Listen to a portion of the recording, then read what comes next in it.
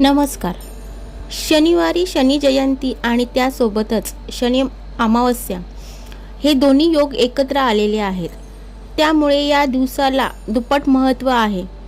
म्हणूनच आपण या दिवशी शनी महाराजांची सेवा करायची आहे. ज्याप्रमाणे जर आपल्याला हनुमान देवतेला प्रसन्न करायचे असल्यास आपण प्रभू श्रीरामांचे जप करतो किंवा त्यांची पूजा करतो, त्यानुसारच शनिदेवांची पूजा करण्याआधी आपल्याला भगवान महादेवांची पूजा करायची आहे. कारण शनिदेवांचे आराध्य महादेव आहेत. म्हणूनच आपण अगोदर महादेवांची पूजा करणार आहोत. सकाळी महादेवांच्या पिंडीवर देवळात जाऊन अभिषेक घालावा. शक्य नसल्यास तुम्ही घरीही अभिषेक घालू शकता आणि पूजा करू शकता. आणि नंतर संध्याकाळी शनिदेवांच्या मंदिरात जाऊन राईच्या तेलाने त्यांचा अभिषेक घालावा.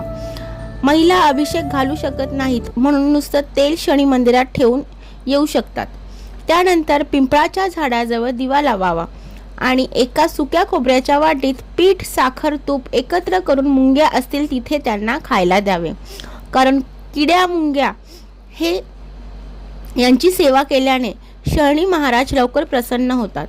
अशी शनिदेवांची सेवा केल्याने शनीची महादशा चालू असेल तर ती नष्ट होते आणि नसेल महादशा तरी शनिदेवांच्या कृपेसाठी तुम्ही ही सेवा नक्कीच करा. त्यापासून तुम्हाला नक्कीच तुमची अडलेली कामे मार्गी लागतील आणि त्यामुळे लक्ष्मी माता प्रसन्न होईल. धन्यवाद. हर हर महादेव. जय संतोषी माता.